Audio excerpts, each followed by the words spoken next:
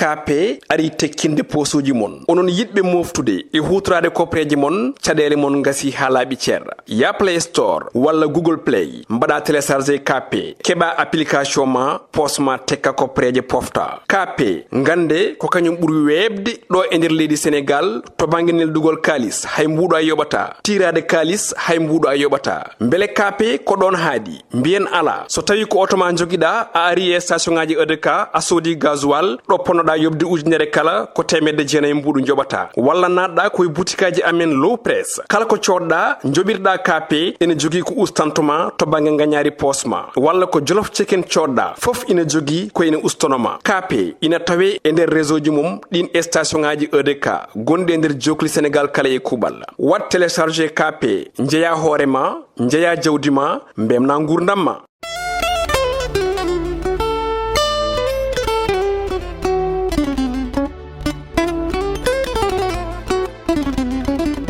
bandiraɓe amtuɓe yebde a yawa habrirde Piindi TV caggal yettude geno gonɗo jondo en juure rasulu sallllahu alayhi wa sallam en calmini khalifaɓe dini noon kadi en calmini khalifaɓe aada en calmini ɓen ɓe ganduɗa ko ardiɓe en e galle he tuggude baba abou habsatou coumba hamme ha yetti Daoudou Geddaɗo Maymouna Tafsir Daoudou Mariata Samba Gaye Siritanum arɗo guerlel noon calminen ɓen ɓe ganduɗa ko golloɓe e télé ɗe gilay waɗoɓe feere ha jiiɗen tongode men temedere e capantati e joyyi arti tawa koye mbadi kuptodindi ina jaɓɓi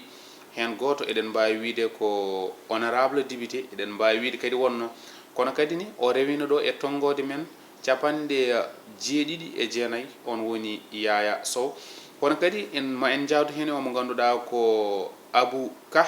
yantude omo ganduɗa ko Mansour Sow joni joni o haade men woɗɗoyde en jahat ɗo omo ganduɗa ko Yaya Sow jeyaɗo toon to Ribbo Escale eɗen gandi kanko wonno maire o woni gardiɗo o toon o wonino kadi ni honorable député o wonino kadi ni o conseil ɗum noon en mbatta so wona tottudemo o salmodira e yeɓoɓe a yawa habdude Piindi TV assalamu aleykum. Waleykum salam BA Mody mi salmini on mi salmini ɓe ndendumɓe plateau mi salmini aussi ɓe tawɓe e plateau Piindi TV foof jogiiɓe caméra ji jogiiɓe konnguli jogiiɓe responsabilité fof mi salmini mi woppani hay goto aussi mi salmini yeeɓiyankoɓe men wonɓe ɓe nder leydi ndi mi salmina yeeɓiyankoɓe men wonɓe caggal leydi ko noon en jatɗo Abou Ka assalamu aleykum. Waleykum salam ko adi fof ko weltare mawde nde hande arde ɗo yete galle Piindi TV addemi ɗo salmina calminade goɗɗintinɗi tan mi fawaɗi gardiɗo galle o hono baba Thiam e nden noon ko weltare tan kadi miɗo salmina mo ganduɗa ko honorable o Yaya Sow salminima mi salmini kadi gondijo am hono Mansour miɗo salmina noon kala jeeɓowo ayago Piindi TV tigui en jawtat Mansour Sow assalamu aleykum. Maaleykum salam BA Mody mi salmini sénégalais e sénégalais wonɓe en darde Piindi TV mi salmini mawɗo galle o Baba Thiam mi salmini mo rendomi plateau monsieur Ba l'honorable ancien maire Ribbo Escale mi salmini kala mo andantama carrément hino e nder galle o ko woni caméraman voilà preneur de son et autres en tout cas ko weltare hande arde e galle he e haaldu en fait yewtidde e moɗon ko andantama carrément ko ɗum woni min concerné ɗum noon laaɓi tigui wonani en beelamma caggal nde ɓe calnoti duttoɗen ko Yaya a rewino ɗo tongode capanɗe jeenayyi e jeenayyi honorable député ɗo élection oɗo ɓennuɗo min jii a ittan holko saabi ɗum. merci ɗum ɗon miɗo wawi wiide mi ittaka par ce que kala meɗo won yimɓe mbanma ni ko Allah waɗata neɗɗo wona ko Allah ittata neɗɗo ele politique ko combat tan yimɓe gonta combat politique noon ko combat politique par ce que aɗa wawi sippirede mbeɗa a liɓama tawa ka liɓɗo tawa wiɓɓe liɓi ɓe ganda ko an liɓi aɗa wawi sippirede liɓa cikka a liɓi tawa ka liɓaɗo par ce que combat politique wayi noon toujours ko combat e dow combat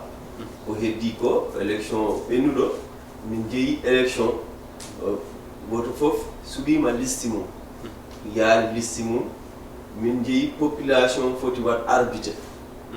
kono noon so tawi population darima e waɗa arbité état darima sali arbité o yomo rew lawol ɗum min wawa ɗum naw défaite nawiranmi ɗum ko chiffre te chiffre noon kala domaine i woodi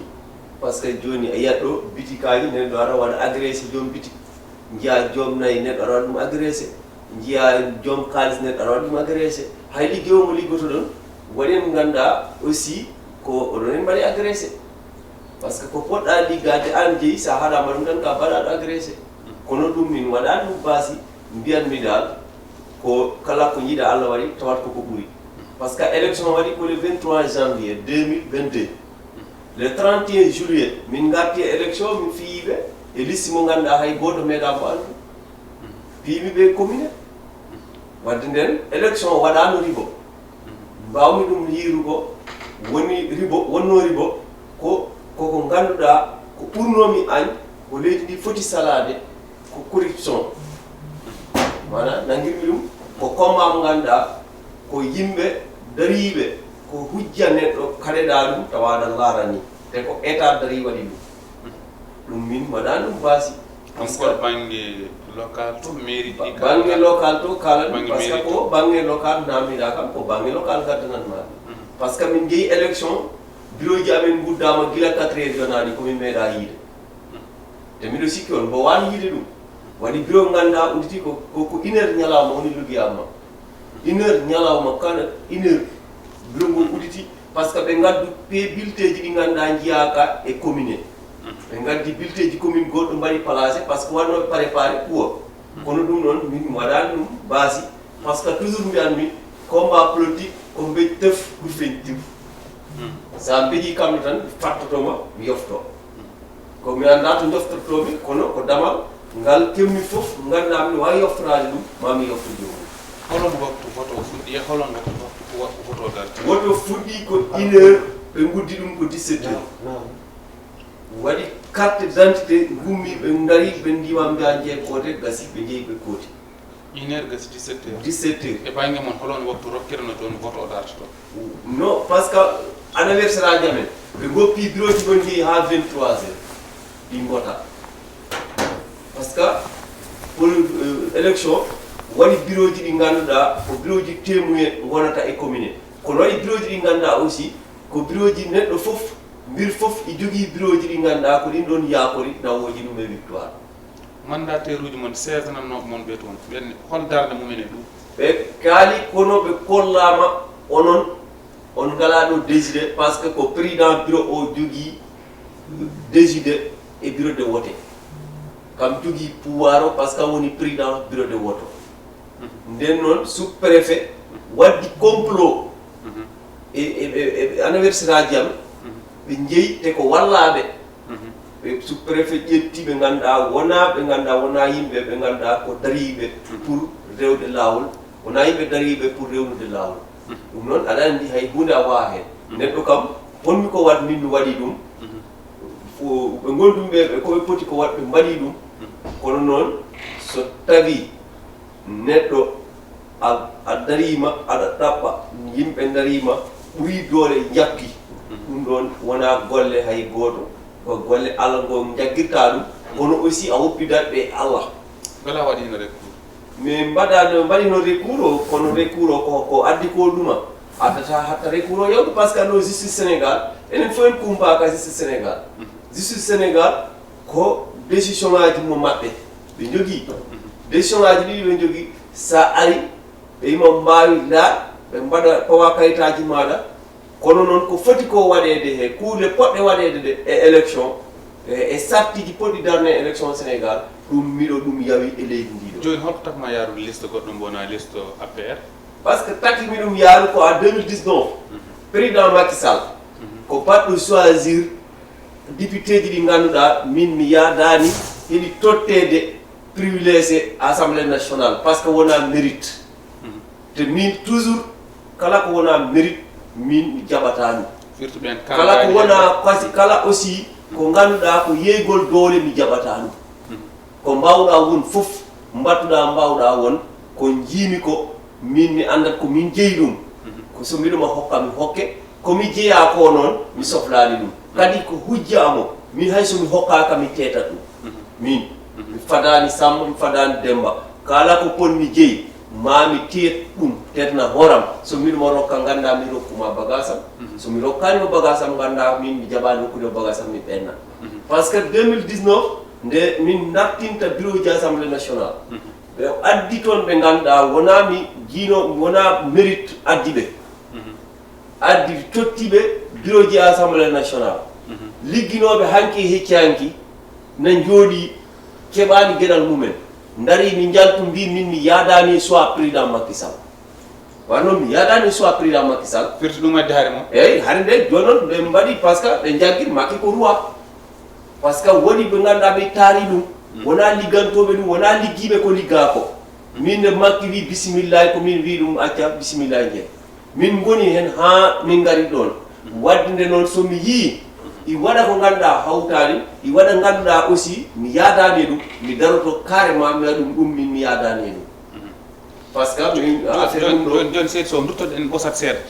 ɗen koɗo banggue toon ɓe kaaji juuɗe ma a waɗi recours ɓe kaaji juuɗe ma holko mbaɗɗa e riba escale ko mbaɗɗa toon non riba escale ko wuuro am ko nokku am par ce que neɗɗo foof ɗo jibina ɗo ko ɗon jeeya min mbiyanmi ko kala neɗɗo ɗo jibina ko ɗon woni wuuro ma riba woni wuuro am nde garanmi politique mi ardani en dañde poste mi ardani en ɗaɓɓude haalis mi ardani ɗaɓɓude galleji addimi e politique ko pour caɗele ɗe ganduɗa e nokkuji amen mi waɗa politique développement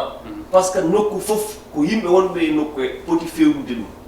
kono nokku wa fewnu hoore mum ko jibinaɓe e nokkuɓe poti jogo ambition tawde nokku o ɗo mbo wonno ko to jimmi nawde nokku am ɓuuram yiyat a wawa hen wadde ɗum so tawi wona aɗa waɗi ndiyam neɗɗo so jibinama koye ndiyam so maayi ko ndiyam deuxiéme il faut keɓon éducation neɗɗo gila nde jibinama banggue ndiyam ha maya ko janggo kono eɓe keɓa ndiyam wona commune am tan mi sikkirama commune ma ko mbaɗɗa kone haalan min hen tan commune aji par ce que commune am mbeɗo wawi wiide tous les villages ala village mo darotoɗa mi namnani en ndiyam e nder 57 villages kadi e nder 57 villages e 50 o tout mi waɗi en machine moulin kadi nden mi waɗi ɗon CM kadi waɗi école aji ɗi mami hen kadi waɗi ɗon brigade gendarmerie mi waɗi ɗon stade municipal mi mahi ɗon marché mi waɗi ɗon radio communautaire haalani courage mi waɗi électricité ɗon mi waɗi ɗon dare nayyi mi waɗi beeli gasaɗi e nder mandat am 7 ans 4 mois woni mandat am adano ɗum mi waɗi ɗum mi heeɓi wadde ɗum e nder riba escale naɓe nani jeebmaɗi ko aɗa andi riba escale naɓe e jeeɓa kono mbeɗo andi leydi ndi ala ko wirni hen hay sa naati youtube a yiyat ɗum par ce que hade mbita riba escale naɓe ina jeeɓa yeb ƴeew youtube par ce que mi haalani ko ganduɗa wona ko banmi mi haalani aussi ko ganduɗa komi jiɗɗo mantoram mi waɗani éventaire horam par ce que waɗi darinoɓe mbiya ko état waɗi ɗum koga état waɗi ɗum kono état est ce que état nde nde gummimi ɗon état koko maayi par ce que état ko yimɓeɓe goni état neɗɗo foof mo jiiɗa ka nelaɗo heddoto jaɓa nelal ngal walla carɗa nelal ngal mi noon combat am ko gueɗe ɗiɗi ko jeymi mi hoppata goto nawa ɗum kadi kala to gonmi mi wonta yafuus hay goto mi waɗanta dumuru te mbiɗo jogino seeɗa goto o wi leydi mbowdi wadde guerre leydi bondi e guerre ɓuuri ɗum mbiɗo an ɗum ko addi kan o wi kam leydi so wowi guerre ndi wonta wat par ce que neɗɗo wonta heɓ mérite so neɗɗo dañani mérite noon woni leydi nana yana par ce que il faut ardiɓe leydi men daro ganda leydi ndi wona kamɓe jeeyi ɗum ko leydi ndi ko ɓiɓɓe leydi ndi jeeyi ɗum ɓiɓɓe leydi noon si gardinima ka poɗɗo laar ko wallata ɓiɓɓe leydi ɓe pawoɗa he on domaine mbasa fawde e nder ko welma walla kala ko welanima ɗum moƴƴani ko welma ko moƴƴi mi seɗen gonda sa waɗi ko moƴƴi mbiya ɗumi moƴƴi sa waɗi ko boni mi wiyanma ɗumi boni par ce que min ko ɗum woni philosophie am neɗɗo fof noon e philosophie mum tigi en paami holko yaltini Yaya Sow e landa APR so tawi o yalti ko caɗele wonde ƴettude famɗuɓe aɗa fawa ɗumen e dow wawɓe ɗum noon woni ko yaada ɗum noon en duttote awa aɗa ɗon yawta min mi yaltani APR aɗa nder APR min mi yaltani APR par ce que APR Macky Sall jeeya ɗum ko fondement APR ko minen mbaɗi ɗum ko heddi noon soɓe mbaɗi ko wona ko fewani mami wi ɗum fewani ɗum combat o ko yeeso fayi mayen garte APR wona Makki jeeyi ɗum ko militant et militant potti mbaɗi APR sono ko Makki ɓolo wonta président de la République tigi rigi ɗum noon ma en gartu e honorable Yaya Sow Abou Ka mbaɗa andi ko oɗo saaha dille nana waɗa ma waɗata woni sukaɓe ɓe ganduɗa ko yaaduɓe landa mawɗo leydi o sen jiiɗi mbiyen woni maire national mbaɗa andi wayata ko foti dartinede hol gardotoɗo ɗum onon elle kon candidat ji holno sifori so tawi ko noon eyi Ba Mody weltare tan e yettidde konngol ngol kon ɗon tolna andi oɗo saaha mo tollinen ko gonɗo e jappere nde mbiɗo wawi wiide ko honorable ko Abdoulaye Diagne oɗo saaha ko assemblée nationale woni e wonde assemblée nationale noon kadi kay miɗo ɗum yetta no feewi saabu waɗi golle keptinade e daranima étudiant waɗi golle kettinaɗe kadi e parti o ɗo wi dental ngal ha wonɗo noɓe ngal kono ha joni continue golle muɗum toon to suudu sarɗiji continue golle ɗe kadi ga e ɗo ɗe dental ngal andi dental étudiant ji ko ɗum hunde nde ganduɗa ko hunde mawde ɗon ma ɗum waɗan ɗum ngakkanɗe seeɗa e nder hen noon ɗum woni sababu wiide kadi ala he sago woda wiyeɗa jappere nde goɗɗo oɗo saaha no wadde minen mbawi wiide ko minen goni o saaha mo gonɗen fooɗaniɓe jappere nde e so wonno kadi kay ko toon tan toon to jaaɓi hattirde yimɓe jekkita juuɗe goota mbiɗa wawno wiide doole ɗe min joguiɗen ɗon toon nde hande wasta ɗum taw min mbaɗi ɗum ha min gasni kono hunde ko ni yarata ko mawɗo leydi o hoore mum ko kanko ƴeewata mo ganduɗa doyɗo haqqille muɗum waɗa ɗum ɗon e ko ɗon woni golle tolnaɗe gila nde noon minen gila subaka ha nangue muta ko hen min goni beele oɗon sawdiɓe mawɗo leydi o wayno hande tugui premier ministre ha tilli less e jagorɗo ɗe mbaɗa ina jogui hen kamɓe kaldo toon ha oɗon jogui hen jortoɗa to batte alhaali o eyyi ɗon ko alhamdulillah saabu no jiiruɗa no wonno ko ɗum kadi dental poɗɗintingal sa wi mouvement des élèves étudiants républicain ɗum ɗon wadde firti waɗi janggoɓe ɓe ganduɗa mone kala won nokku jogui base muɗum min e hooram e yeru tan min ko département Ranérou jeeyami wadde toon miɗo toon jogui base am wadde gonɗo département Ranérou e gonɗo toon ɗo kilifa o on noon ala saago min jokkodira hen wonno yeru min miɗo hen jokkodira e Alwi Dembour oɗo kadi mone kala mo ganduɗa wonto woni e jokkodira e ɓen ɗon wadde e tongude tan kala mo ganduɗa hande ko ministre minen e muɗum jokkodira minen e muɗum ndisodira e ɗum ɗon minen e muɗum ndisodira e fannuji ɗin ɗon en jabnat Mansour candidat o ko Mansour walla ko Abou ala candidat o ko Mansour Sow wiyete on ɗon kadi no mirunomi no kewrumi wiide ni tan min keccodirani to duuɓi wonno hunde kadi wona duuɓi walla haqqilantagal Mansour oɗo walla ko Mansour oɗo Mansour Sow kam ne won jikkuji min tawi e muɗum min pelliti hombo wawi jogo jappere nde beele wona oɗon gondi tan kono sehilaɓe tan cuɓɗon wolon cuɓorani gonde sehilagal andi wona min tan goto suuɓi ko min mbaɗi batu toon to université ma won heede ujunere neɗɗo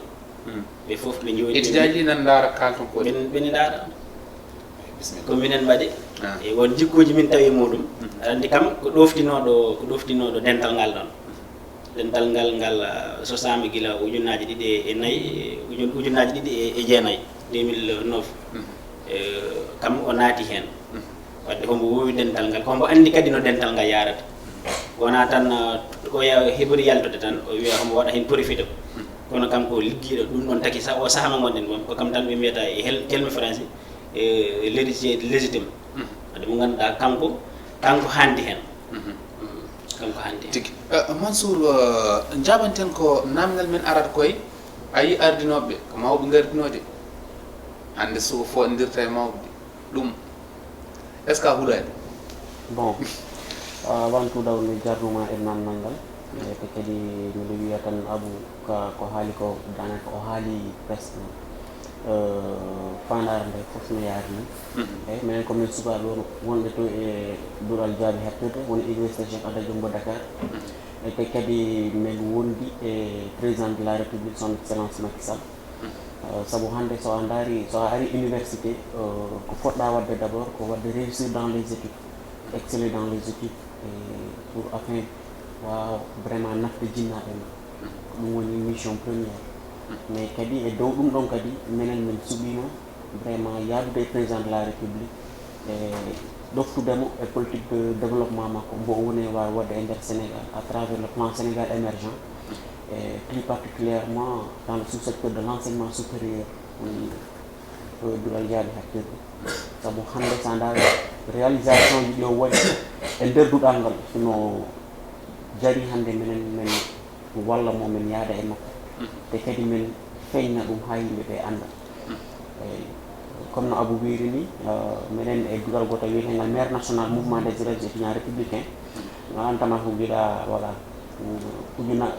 duuɓi ujunaji ɗiɗi e jeenayyi ngal fewna sa daari ben taw président voilà arani sa ɗum ɗo comment dirais o laamaki sa sabu kala parti mbawɗa yiide hino waɗi structuration hino waɗi les femmes les jeunes voilà les cadres les enseignants no woodi kadi les élèves et les étudiants institut mo anantama ko waɗo rattaché directement e alliance pour la république donc hande kala wawɗo hondade mo andu an ko président wonɗa e liggata ɗon liggoɗade directement an yahata waɗa représenté étudiant ji c'est représenté la république kaña élève ji eyyi joni noon min holino ɗo on ɗon Allah waɗi voilà o woni député grand frère ami Abdoulaye Diagne que je salue de passage anantama min waɗi cheminé ensemble e nder mouvement o min yaadi to heewi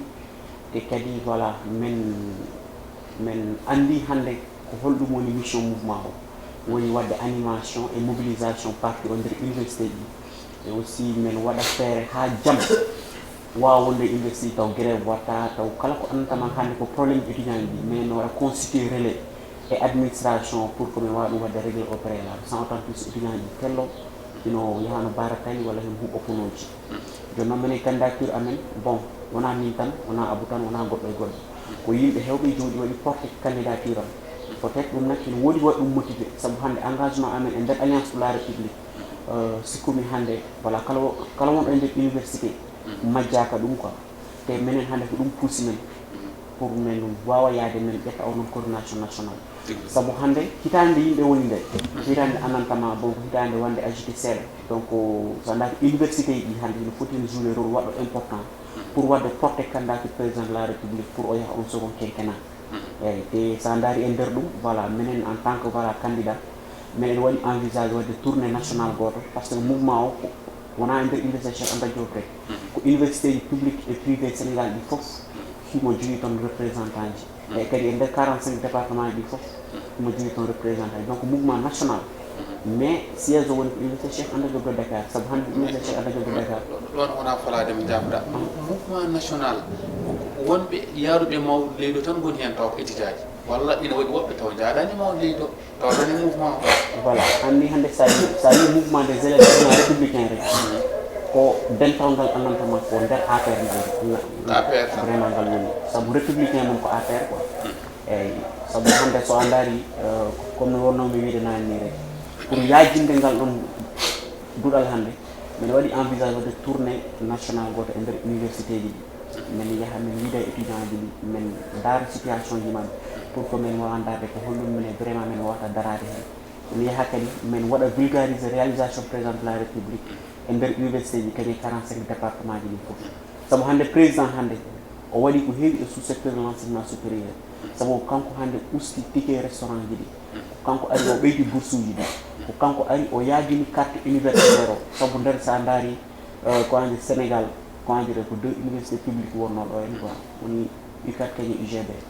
mais kanko nde o ari nde o wi voilà il faut ko ɗum yaaja quoi o nden waɗi Ziguinchor voilà comme étant comment dire officiellement université quoi voilà hande cuɓugol ngol ko par vote walla ko onon tan e université ɗi cuɓuɗo walla ko mawɗo leydi o suɓuɗo walla ko eyyi andi sa daari bon comme no wimi nani ni sa daari structure wayɗo maire ko président de la république suɓoto hoorejo wona woote wona hayda mais ko président darta yonɗom o suɓo ɗum on hondo on ɗon structure o wiya a min mbe élève ji kañ étudiant jam ɗi ko oɗo hakkitimi ɗum quoi ɗum koto président ummoto e structure o ko président liggorto directement mais kono nak voilà comme no namdiɗa nani ni sa daari hande structure o ko pour parti o donc hande sa daari ɓaɗodiral hino waɗi fof quoi e autorité ji ɗi et tout ça par ce que hande minen waɗi censé liggodade autorité ji APR ɗi fof sabu mouvement o kala département mo yaaɗa hino woni toon comment dirais-je won duɗal ngandama ngal noon woni maire départemental e on ɗon diwan donc on ɗon structure waɗi censé foɗɗi liggodade e autorité ji wonɗi toon ɗi andama ko wonɗi APR fof kañum alliance pour la république quoi eyyi mais mouvement national o mouvement mo andantama ko directement attaché alliance pour la république e ko président o ligganto directement en paami en duttote honorable Yaya Sow a yaltani APR a yiɗi wonde garditiɗo wuuro ma golle ɗe gonɗoɗa toon ɓe jimmuma a natti wonde député a iwi e haut conseil sa heddima e Hollande holno min paamirta merci mais député wona meccal maire wona meccal haut conseil wona meccal par ce que meccal am min miɗo jogui ɗum ha joni awa miɗo ara miɗo wona ɗum miɗo joguino meccal gaddugal kam ha keftinami ha jottimi par ce que mbeɗo wawi nde min goni opposition nden affaire no muusi kono miɗo jiyano e walloɓe par ce que e meccalam par ce que min komi gaynako komi demowo komi commerçant komi entrepreneur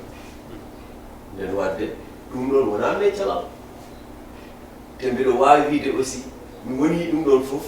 mbiɗo wawi waato mi meeɗa ñaam salaire nden min ko waɗi perduɓe kono wona min par ce que neɗɗo heɓata sertay ɗum muusa ɗum koko ganduɗa koko wurnotama wala taw koyen wurka andi affaire ko ɗiɗi ɗi laaɓɓina kono wonɓe gornonoɗa waɗi commune o kam koye ma wuurno e waɗi wuurɓe e poste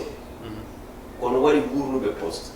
min mi jeyaka e wuurɓe e poste jeyami ko e wuurnuɓe poste par ce que mbiyatmi toujours neɗɗo fof wonɗo gonɗa wonko waɗɗima sa waɗi ɗum koko waɗɗima sa waɗani koko waɗɗima kono aussi ala mo jogui droit wiide kala neɗɗo ko fonma waɗan ko force waɗat par ce que neɗɗo waɗata tan koko Allah vindi ko e mum so ari ha ɗon ma waɗen ko foti ko ɗo Allah fonni ɗum ɗo ɗon ɗum fotata kono mbeɗo andine ko mbaɗananomi ko population mo gondunomi ha fa Allah hikam hokki sembe wawde wadde ɗum te mi metta yejitade par ce que politique takano wadde ɗum militant takano wadde ɗum parti takano wadde ɗum taknomi wadde ɗum komi ɓiɗɗo leydi ndi Allah hikam warsikini mbiɗo foti waɗu ɓiɓɓe leydi ɓe kala mo keɓorɗa andata asibori ɗum a waɗana ɗum ko ganduɗa ko ɗum yakorno e keɓorɗo ɗum kono so tawi a seɓori kam a waɗanani ko keɓorɗami ko neɗo wawi daroɗa mi lappa ɓerdamɓe a seɓorani ɗum noon Macky Sall mbeɗo ɗon kaala président Macky Sall non ɗum wona e plateau kalamin ɗum ɗum waɗanimi intéressé aussi komin min namdima beele oɗon kaala mbima caggal ɗeɗo caɗele ko mbaɗi ko fof kam ɗum ɗo wona koye mum gonɗuɗa koye APR no gonɗuno mais en foti wonde oɗon kalda kam mbimi ɗum wona e plateau kalamin bammuji plateau e jogui mowuji poɗɗi yaltete aussi a yiɗaɗa andinde amen minen min jiɗ plateau ko holmo woni an aɗa andi an wona gonɗo ndewɗa ɗo minani te min gandi darde ma joni haalan min tan minen kam ñumanɗa min tan aɗa haalde makko aɗa andi ɗum ɗon andemo ko caɗele kala ko ɗon caɗele importance baɗɗa ko mbaɗɗa ko maire uji Sénégal aɗa wawi limde ɓurɓe gollade ɓe anaɗa jeeya leydi ndi ɗo ndi tolni ɗo ndi liggey ala hen solo sababude a golli to tan a liɓa par ce que a golli tan a foti ɗon wontu ɗum ala ɗo par ce que leydi ndi goto fof jogui ambition waɗi yimɓe ɓe ganduɗa ngala ambition made leydi ndi jogui ambition ko ñamde ko leydi ndi jogui ko waɗi yimɓe ɓe jogui ambition ko ligganade leydi ndi surtout koreji men diaspora ɗi ɓe jogui vision par ce que ɓe gandi leydi ndi leyɗe ɗeɗe ɓen goni ko liggey waɗi ɓe toon te siko waɗi leydi ndi ɗo si wayino noon ɓe gummotako ɗo ɓe jaaha toon nden noon wadde enen wonɓe ɓeeɗo enin waɗi yimɓeje men ɓe ngannduɗaa gila Senghor Abdou Diouf Ablaye Wadda ɓe gonata tan kono pouvoir woni te ɓe mballata pouvoir ɓe mballata population koye mumen ɓe ngoni en tant que leydi ndi ummaki ɗon leydi ndi min miɗo jogii kulhuli e mayri par ce que complot ji e yimɓe ɓe ngannduɗaa ɓe ngumani hay hunde par ce que min ñande le 31 décembre miɗo pari mi jooɗi tan na jemmi plateau ji ɗi kono mi hersu par ce que mi yiyani ɓe waɗat ɓe défendre Macky Sall le 31 décembre ɓen mbaɗatno défendre Ablaye Wadda le 31 décembre 2011 ɓen mbaɗatno ɗum défendre wonde noyi foti jogii droit wadde 3e candidature wonde noyi jogii droit wadde ɗum wonde noyi jogii droit wadde ɗum par ce que waɗi ɗum hañen ko ɓen dari yi mbaɗa défendre Macky Sall après ɗo ɗo jooɗi min hersu par ce que min sino ko min mi wawa ɗum par ce que neɗɗo foti jogo tuuti crédibilité par ce que ɓiɓɓe maɗa e taniraɓe ma e waniraɓe maɗa ɓe jebma te an halano ɗum ɗa te ka neɗɗo goto garta kala ɗum ɗa mais ɗum ɗon mi jiimi ɗum mi hersu konko hersinma hersini kam ko neɗɗo goto o drade wiya ko ɗum moƴƴi 2011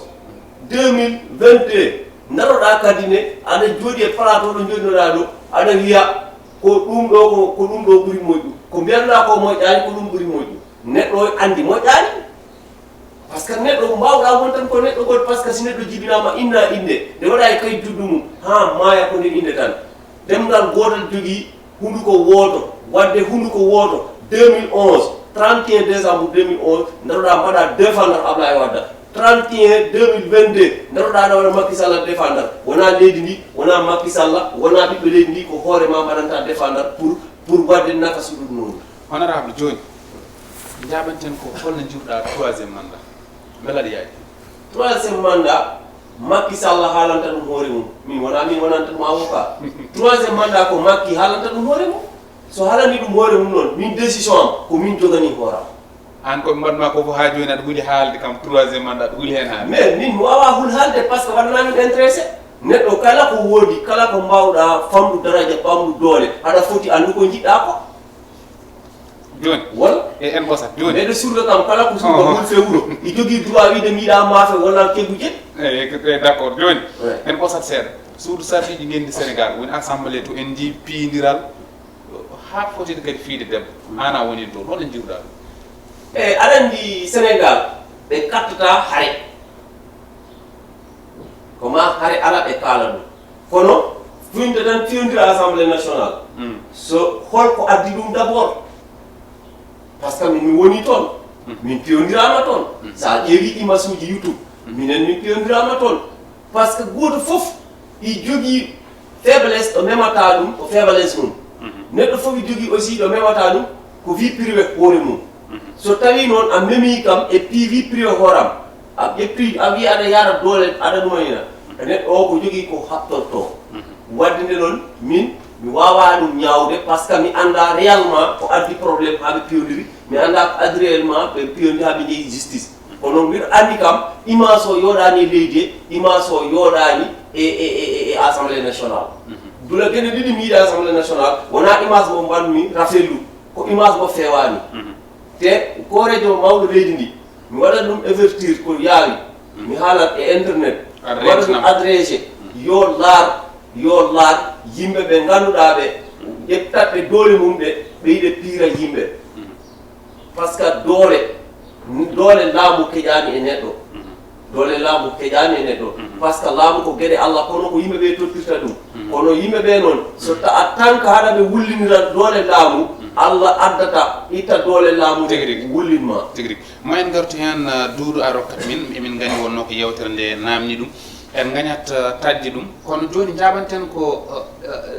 deftere mbiyeten walla mbiyen livre mo ganduɗa sek yirim sek yaltini ɗum o haali hen noon konngudi teskindi o haali hen hakkude Adji Sarr e Ousmane Sonko wiide ni koko watno 2009 e gouvernement Maître Wade e won wiyoɓe noon ko ɗum o watti ga même gouvernement kono kadi ono haali hakkude mawɗo leydi o golle ɗe o golli ɗe kono haali Mariame Faye Sall no way jogade doole e parti APR ko yiɗi ko wona ko yiɗa ko wonata kono jiwɗon en tant que maire national. eyi pamode mi weltima kadi yettinde konngol mi tan deftere nde mi liiri hen mi liirani fof noon kono wonko liirmi hen eyi koyo janggumi ko hen noon mi heeɓi famde kam ko jaydiyanke mawɗo taki kam heɓ hen kadi weltare ko lelorɗo ajjunde ana o ƴewani tan ɓeɗo ko lefol laamu ngol ñiŋa ngol walla yaada e ngol walla kadi ñiŋa ɓe ganduɗa ɓe oɗo saaha mo gonɗen koɓe foɗaniɓe lefol laamu ngol kam won jikkuji gonɗi e foɗantoɓe walla won jikkuji gonɗi kadi e oɗo saaha mo gonɗen ɓe wonnoɓe ɗo min jiimi tan ko joom gandal wonko jiiñi haqqillaji sénégalais ɓe o winda beele kadi soɓe tugnima e bindol ngol ma ko majji ko heewi ko wonno ma laabtu sabu hande so woni ka poɗantoɗo leydi ko foti no jaɓɓere leydi haɗa ɗum foɗano ala he saago won jikkuji poɗɗi tawede e maɗa so woni noon dental ngal walla renno ngo nana majji nana sikka ɗiɗo ɗum ɗo oɗo jikku ko walla ngal ɗo neɗɗagal ko ngal neɗɗagal keftintingal wono jaaniyanke omo foti wadde wettu walla losko ha yaltina ɗum noon on toon bangi kam mi yii o windi ɗum e kadi kay o windi o fawi windande nde kadi mo ganduɗa ko onon woni Ousmane Sonko firti hay ko haali ko e Mariame Faye Sall ɗum naɗa yaadi hen saabu de si artude honorable Yaya won ina rentino mawɗo leydi o kono wonde an debbo kala ko mbiɗa e parti ɗum bennata hay so wi neɗɗo itti taw ko nafa o itte eyi aɗa andi toon jinmi wiide tan ko kam ko wonko ñiŋi firtani noon ko ñiŋi ko foof ko foti renta andi kadi o ñiŋi mais kadi wonto manti nde so neɗɗo ñiŋi noon ha paari kadi manti on réalisation ngaji mawɗo leydi waɗi voilà won golle ɗe ganduɗa ɗe golle mawɗo leydi waɗi ɗe golle ɗe heɓtiniɗe kadi kay manti golle ɗe wadde noon so yeehi kadi ha wonto ñiŋi tan ɗon kadi koko foti ko ɗum tagi mbimi ɗon miɗo ɗon arta haqqillaji ɓe ganduɗa ɓe oɗo saaha ko wonɓe e janggude e deftere mulande yoɓe gacci hen haqqille no feewi ɗum noon jaɓanten ko Mansour Sow hakkude Sonko Adji Sarr e windande Cheikh Yérim Seck wiyama koko wanno temps maître Ablaye Wade wi ɓen yo gaccu par sac ko pewɗo e campagne yoɓe gaccu ɗum o yiiɗa telmide adversaire mum ko ɗum Cheikh Yérim waɗi ga ina mana peliyimɓe hewɓe ko ɗum kuutot ko an hono jangguirɗon ɗum on bon minen en tant que des intellectuels jangguɓe étudiant ji sabu min deftande mi jangguino bon bien vrai que mi parent taw kono hiɗo woodi ko janggumi hen eyyi te min hande konko ɓoymi wiide ko rek probléme Sonko e Adji Sarr ko probléme annotama ça oppose aux citoyens sénégalais d'égal dignité devant la loi woni sénégalais ji ɗiɗi fotɓe e yesso lawol e hande so lawol noddima walla lawol yani e dow ma wona a président wona ministre wona ambassadeur yaade mota lawol te ko lawol windi ko woto joomum rewa hen ko saabu hande hewɓe hino waɗa manipulé surtout voilà Pastef natan hiɓe haalam complot mais hande ɗa wiide complot sikkumi nde Sonko ummotono galle makko no waɗa brade couvre feu mo huuɓa auto makko sans garde corps sans garde rapproché mo yaha banggue Adji Sarr Macky Sall tinani ɓe watta ɗo sikke ɓe fof sikkumi hay goto tinani te hay goto wiyano yo ummo o yaha to Adji Sarr joni noon hankkadi o yeehi ha toon ha ko watta ko waɗi ha waɗi platé ha sénégalais ji peut être yii kanko vraiment gueɗe kamɓe ɗe o waɗatno on ɗon suka debbo fof tini ɗum sikkumi kanko neɗɗo so taw aɗa waɗa aspiré waɗde dirige leydi il faut savoir prendre des responsabilités beele wona kon sikkuɓe tan bon wona sikkude saabu Ousmane Sonko yeddani kanko himo waɗano fréquenté Sud Beauty te ha hande kanko hiɗo woodi ko anantama Adji Sarr hakkimo ɗum ha joni o yeddani te o laɓɓinanani ɗum sénégalais ji donc hande nde justice wannomo convoqué sikkumi 14 mois ɗi fotano wadde sabu tout récemment Ousmane Sonko notima justice ɗiɓe 2 fois hay goto tina beele wona onon APR hulde Pastef waɗi oɗon mbaɗa ɗum manipulation onon mbaɗon mbatta o APR koye manipulation gondi bon min en fait bon mi wiyata koye manipulation yewtat yewte seeɗa bon mi wiyata en fait koye manipulation hande sono waɗa manipulé ko Sonko sabu ko Sonko jogui affaire waɗo pendant devant la justice joni kanko yiiɗi hande sénégalais ji ɓe andantama ɓe anda haydara ɓe yaha ɓe haɓanemo kanko combat makko te kanko ɗo yahno himo weltina hoore makko himo waɗa satisfaire désir ji makko ɗiɗi sénégalais ji tawa donc kala ko wawi yande tan kanko yo ya waɗa assume responsabilité makko taw no waɗan hen sénégalais hay goto saabu kanko wimi ko kanko o notima justice tourate resama hay goto tinani te hande ko waɗi mois de février 2021 sikkumi ɗum c'est à déplorer et puis c'est à regretter saabu hande ɓe sukaɓe mayɓe hen ɓe vraiment hiɓe jogui jinnaɓe te kanko on ɗon ñande mum ko ɓuuri hiɗo wadde graw kanko o yaltudamal galle makko o natti ɓiɓɓe makko e nder sama o 4-4 on yehi janggoyi école o ɓurɗo cher e nder Dakar wiyo ɓiɓɓe jananɗo ɓe ɓiɓɓe badole ɗi heewi haɓe ɗo parce que sénégalais dans certain cas il faut yimɓe uddita guite mum ndaren anden gonga e kadi ko nandi e gonga quoi te hande Ousmane Sonko comme no Sehirim Seck wirini il est habitué au fait ko neɗɗo mo anantama himo jogui probléme de mœurs ɗum ko e makko woni quoi ɗum jagguɗa non ko ɗum woodi par ce que ko ɗum Sehirim Seck windi te kadi ɗum Ousmane Sonko wawi yeddude ɗum saabu hande kanko o holliri ɗum te sénégalais ji hande yii te namirmi hitno audio goto par ce que kamɓe yiɓe andinimi Ousmane Sonko bokkata 2014 par ce que hande saɗa jogui affaire oɗo pannan devant la justice a wawade prétendre à la siège présidentielle en tant que ɗum laaɓani ko ɗum oɗon kuulo noon non leydi ndi kadi Mody ba Mody on kuul Ousmane Sonko tan non ba Mody andi hande Sénégal ko état de droit te tawi hande eɗen jogui ko annantama carrément ko ɗum woni kamil meɗen comme enen julɓe bible comme chrétien ji ɗi Torah comme voilà quoi dena bouddhisme ɗum woni constitution meɗen ay constitution ko ɗum ɗon hande tahata ha leydi ndi daro e koyɗe mum te kala mboɗon respecte onon constitution an nangune ko an Sénégal a waɗa ɗum respecté sabu président Macky Sall haali ɗum o wi enen hande say goto men fof no woodi ko par ce que Sénégal no woodi quoi Sénégal nako ko taki ha woodi par ce que constitution men te constitution men hande justice ko hen tawa état de droit ko hen tawa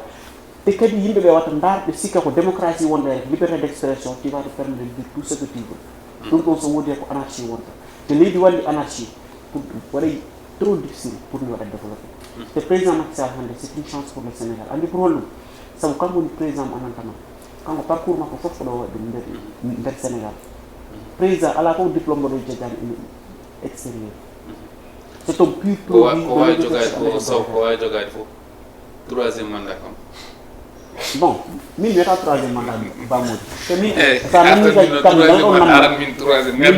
min vraiment ko gasini mais troisiéme mandat ɗo il faut voilà juste pour wadde rectifier ko deuxième quinquennat mais aɗa waɗi troisiéme mandat troisiéme candidature mais troisiéme mandat haɗa waɗi troisiéme candidature walla wiya deuxième quinquennat a faami sabu voilà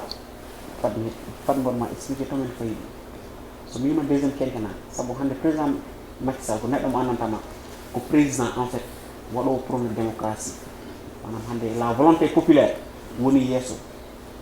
loi quoi woni yeeso article ji wonde constitution ji fof nde o ari nde o wi kanko carrément so o laamima so Sénégal okkimo leydi ndi inchallah ko 2 mandat o watta te o ɓustan mandat o de 7 ans à 5 ans nde o laami nde o datti recours conseil constitutionnel wimo wona an lammi hoorema ko sénégalais ɗi lammuma donc kamɓe koɓe lannuma ko dow mandat de 7 ans donc on ɗon mandat ko sénégalais tan wawi ittude on ɗon mandat an a wawi ittude o natti référendum en 2016 wuyi o waɗi remporté te e nder référendum o ko 15 point président de la république memi hen te article 27 o ko hen tawa article 27 de la constitution ko wi kala président waɗo laamade à partir de 2019 ko mandat yiɗiɓe 5 ans jogi wade jooɗade mandat yiɗiɓe 5 ans ɗon laaɓi c'est que ayi hande ino woni juriste ƴannantama kadi il faut koɓe heeɓa éthique sabu neɗɗo sa janggi droit waɗum utilisé à bon escient quoi sabu kamɓe hande so leydi ndi hande woni e stabilité kamɓe heɓe jogui hen rôle sabu hande comme ko wiyata koko ɗum watta charme droit c'est la manière et la complexité en fait comment dire d'interpréter les textes goto fof no waɗi ko interpréter article o ko ɗum hande watta charme droit e hande article 27 ko haali kon ko président de la république ne jogui droit en second quinquennat joni nak minen sukaɓe makko ɓe andtama carrément ko minen wonde makko ko minen watta porté onon candidature min yaade makko ha 2024 so yeehi ha waɗi déposé conseil waɗi valide onon candidature ɗon hankandi so o yeehi ha o gagnima ko ɗon question troisiéme mandat watta posé so wi o waɗani no yaha noon bisimilla no hettino rek ɗon question troisiéme mandat watta posé so yeehi ha o gagnima élection par ce que mandat e candidature jiiɗa candidature woni o yaha waɗa déposé conseil constitution waɗa validé ɗum woni candidature te président Macky Sall jogui waɗde droit déposé 7 walla 8 candidature parce que candidature est différent de mandat waɗa déposé candidature mon c'est différent de mandat. Mandat c'est une durée très bien définie mais candidature ara waɗa déposé conséquence waɗa validé joni tawi haw gagnima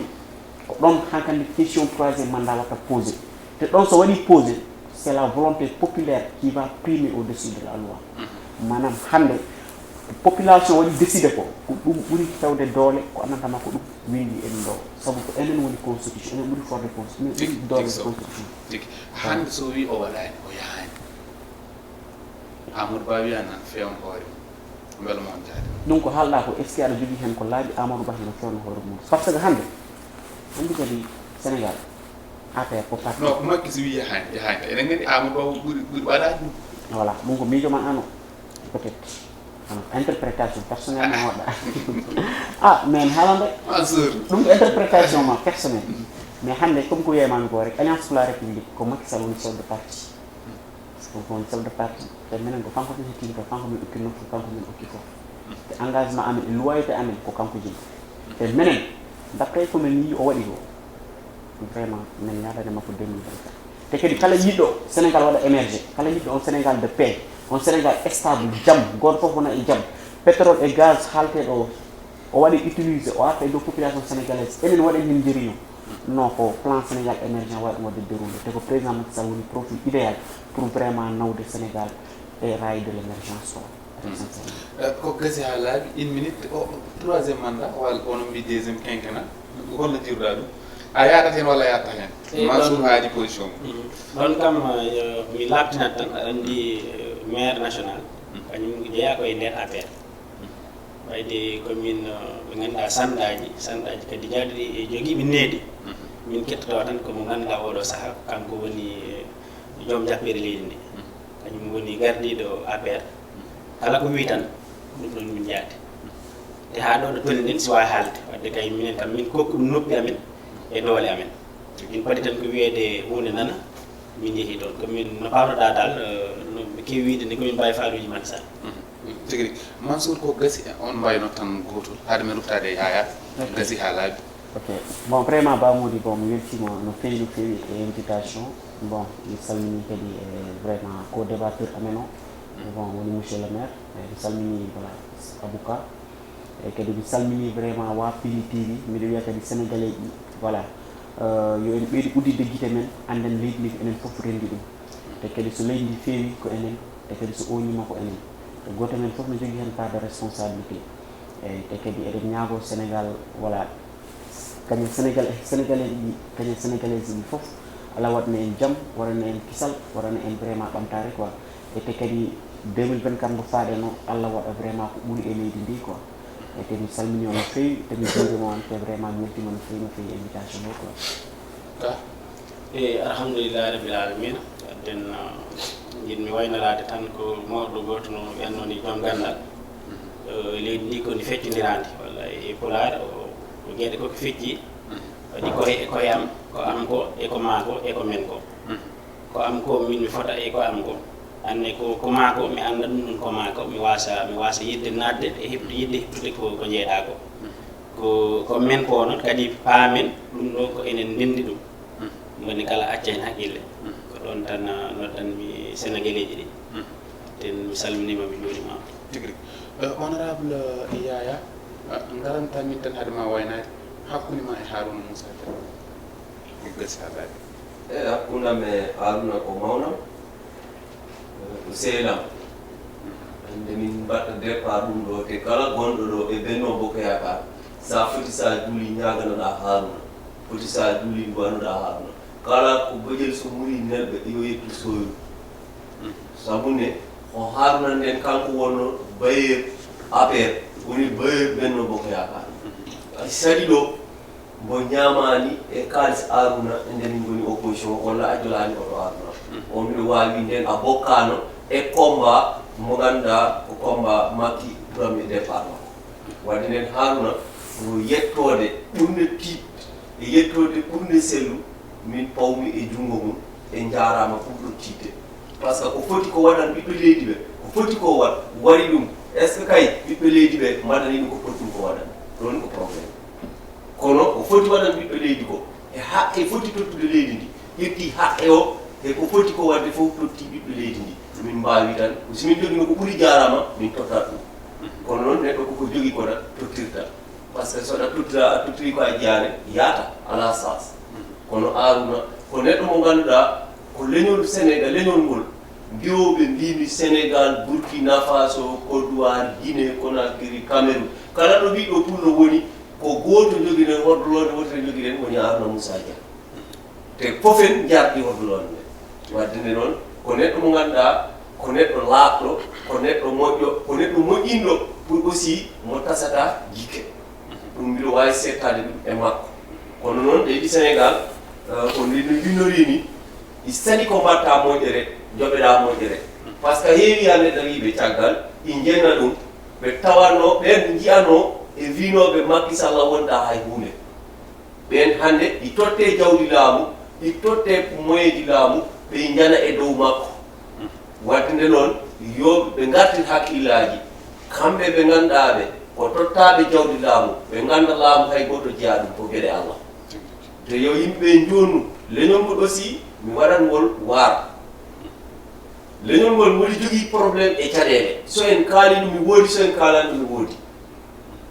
par ce que kala ko jiiɗa ɗo ko gonga ɓuuri seɗa walla leñol wallu ɗum e gonga seɗa walla leñol yo ligo seɗa walla leñol yo wone l'islam leñol ɗeɗo gueɗe tati poti wonde arme muɗum kono hande hi heewi e leñole e leƴƴi men yeɗɗo danoɗa ɗi seedo ko anda tawa ko pour intérêt ta ɗum addat yawol yawnat leñol ngol fof par ce que so tawi ko leydi goɗi mbita polla moko de mo ba ta waɗani engagé par ce que taw neɗɗo so waɗi ko hoori mum tan hattata ala probléme kono so ganduɗa sa waɗi oɗo abou haali ɗum ko men heko am heko ma jiiɗa ko men ko woni leñol ngol wadde kala ƴettano responsabilité ngol yo ƴetto responsabilité mo ganduɗa ko moƴƴinat ɗo image leñol ngol par ce que min mi yaadani e yimɓeɓe ganduɗa ɓe aussi ɓe guuri e leñole kono ɓe mbiya ɓe guurna leñol ngol tawa wona gonga ko wurɗa e leñol ngol ɓe bonna ɓe jakka jikku o ɓe bonna daraja o ɓe bonna aussi image o ɓen ɗon yimɓe so tawino leydi ndi ko leydi ndi ganduɗa ko ndewdi lawol ɓe poti rewne lawol kono aussi so tawi neɗɗo hersani hulani miijaki a watta ko moƴƴi sa ƴefti aussi yakar ma warsak ma gurdam ma a fawi e neɗɗo ko goto jogui ɗen gueɗe ɗiɗi ɗe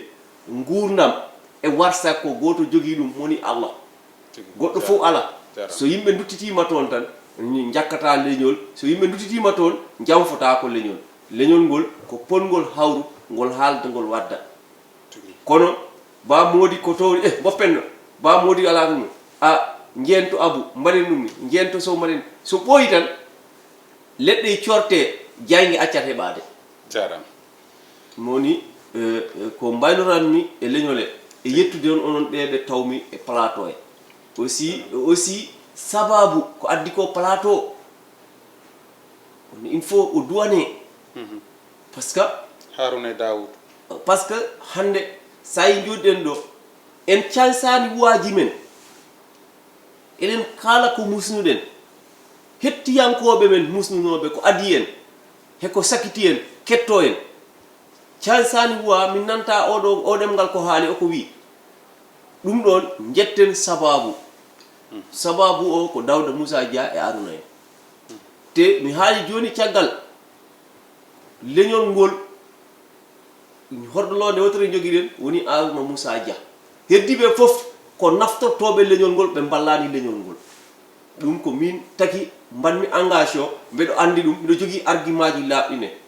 par ce que mi tawama hanki mi tawama heccanki kono mi tawama hande de ɗum miɗo yen yetti jomiraɗo dokku ɗum ɗum o wadde nde noon min jetti waɗɓe sababu ha mbawɗen joɗade ɗo kono min jetti onon ɓe ganduɗaɓe ko onon desda golle ɗe aussi miiji ɗon 18 millions sénégalais 18 millions sénégalais 46 départements cuɓa ɗon jooɗi ɗon ɗo te aussi oɗon mbaɗa liggey moɗon no poɗɗon mo waɗir oɗon mo mbaɗa ɗon poɗɗon mo wadde aussi min ñagan toon yo Allah ɓeydu ɗum ɗo kadi min ñagan on Allah ɓoyna on ɗo onon ha keɓonen ɓeydare ha fofen jiya ɗum aussi kala ko ganduɗa ko woni caɗele yo Allah ittanen waɗana en kala ko ɓuri kadi mi wagginto sukaɓeje ɓeeɗo mi wiyata noon toujours woti ɗon ka tak on yar foti woti neɗɗo setto ko anda kon sukaɓe janggo ko onon te ko poɗɗa hebde ko ka keɓowo ɗum ko fotani hebde ko hay sa waldi e ujunnaje jeego président Allah waɗani o heɓta ɗum te woti laare aussi woti ko desda ɗon ko resnaɓe par ce que ko nannaɓe jangde pour wallude leñol wona pour hoore mon ko wallude leñol jikkuji poɗɗi wone mon noon ko hoɗi ɗin ɗon jikkuji mi wawani limde ɗo kono mi tumnoto en seeɗa tan par ce que sa woni jannguɗo aɗa wawi wonde président de la république janggo aɗa wawi won ambassadeur janggo so tawi noon jikku o e golle ɗe peewaɗe ɓe gardiɗa ɓe ɗum fewata wadde allahumma salli ala seydina mouhammad on jarama onon hettiyankoɓe aussi sénégalais en e sénégalais e kamɓe hettiyankoɓe wonɓe bittim rew e wonɓe afrique centrale europe asie fof amérique mi yetti fof en miɗo wiya aussi ko yimɓe ɓe ganduɗa ko yimɓe ɓe nawmi ko yimɓe ɓe korsinmi par ce que mi tawiɓe toon mi yii so tawi neɗɗo yiɗa firtu wonta toon ko jiɗɗo firtu tan yata toon Allah walla ɗum waɗa ko kala ko woni ɗo jungo mumen hen kono koɓe goni ko juuɗe men ngalani wadde kala ɗo joɗɗen jetten ɓe duwannoɗen ɓe Allah jarama on jarama wassalam Allah jarama on jarama onon yeɓannoɓe émission Hol Mbo Woni Aan kono kadi ko tonguiɓe e yebde Piindi TV ko télé men gonde e dunde Baba Adama yewtere nde waɗi woni no fewi saabu son ji memen to memen ga eɗen gandi ko anduɓe ko gaye mawɗi kawri ɗo kadi sen gondi e mo ganduɗa ko yayamo ribo escale en ji darde makko heeride nde o dari golle ɗe o golli kono noon haali politique ina hulɓini seeɗa ina waɗi mbalardi tan ɗisdi hawnade kono ko neɗɗo dariɗo kadi neɗɗo caliɗo no fewi cuusɗo gonga nde tawno laamu noon waɗi ko so tawi woni hen mbiya waɗi ko ƴetta teskeɗa aybin koteɗa ɗum ina tawe laamu kono noon so tawi neɗɗo mo ganduɗa ndimago mum rokkani ɗum ɗon no wawi kadi wasa wadde ɗum en jettimo no fewi kadi e weɓnande en e arde émission men ngol woni lawol ɗiɗaɓol kono ko noon kadi Abou Ka ganduɗa ko sukaɓe wonɓe toon to duɗal jaaɓi ha terɗe e Mansour Sow vraiment ina wawi maɓe gartoyɗo tawa ko haalde e Romo Jarriba malla mbiyen campagne puɗɗaɗo walla mbiyen ko maire national tawa ko sukaɓe janggoɓe toon to duuɗi jaaɓi ha tirde tawa ko jeeyaɓe e lando APR tawa ko suɓade hol gardiɗo kankone ko jiɗɗo ardade yo Allah rokku kala mbo ɗum woni ɓuural e mum yo Allah rokku ɗum noon mbiten kanko ko musidɗo men no fewi en jetti Abou Ka no fewi ko noon en jetti kadi ɓen ɓe ganduɗa nana jaada emen e kala saaha omo ganduɗa ko Abda Junior ko pembowo tawateɗo ɗon ɗo donna e tariji ko kay fewdi en ha pewɗen ni no mbaɗen ni ɗum en jettima hen no fewi kono en jettat kadi Houley Ba e omo ganduɗa ko Nenne Sy mo Dimat yantude Habi Sow ɗum noon en jetti kadi omo ganduɗa ko Baba Ahmadou Mody Ba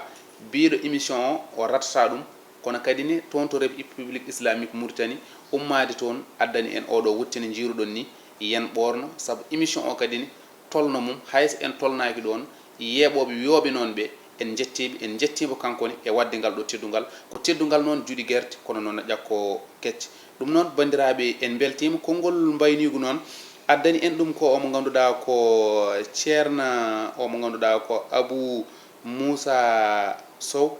o wi ko neɗɗo ina golla foof yo deeƴ wona e gollude kono kadi ni woto wattu hen haala hayso tawi woni haala ina tawtuma e saaha foof gollu tan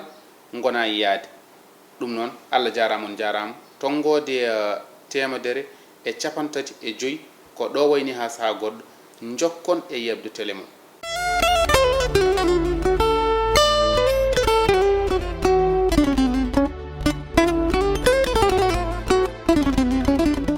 kape ari tekkinde posuji mon onon yidbe moftude e hutrade kopreji mon cadele mon gasi halabi cerra ya Play Store wala Google Play mbada télécharger kape keba application ma posma tekka kopreje pofta kape ngande ko kanyum buri webde do e nder leydi Sénégal to banginel dugol kalis hay mbudo ay yobata tirade kalis hay mbudo ay yobata mbele kape ko don haadi mbien ala so tawi ko otoma jogida a ari e station ngaji EDK a sodi gasoil do ponoda yobde ujunere kala ko temedde jeenay mbudu jobata walla nadda koy boutikaji amen low press kala ko codda jobirda kape ene jogi ko ustantoma to bange nganyari posma walla ko jolof chicken codda fof ina jogi ko ina ustonoma kape ina tawe e nder réseau ji mum din station ngaji EDK gonde nder jokli Sénégal kala e kubal wat télécharger kape njeya horema njeya jawdima mbemna ngurdamma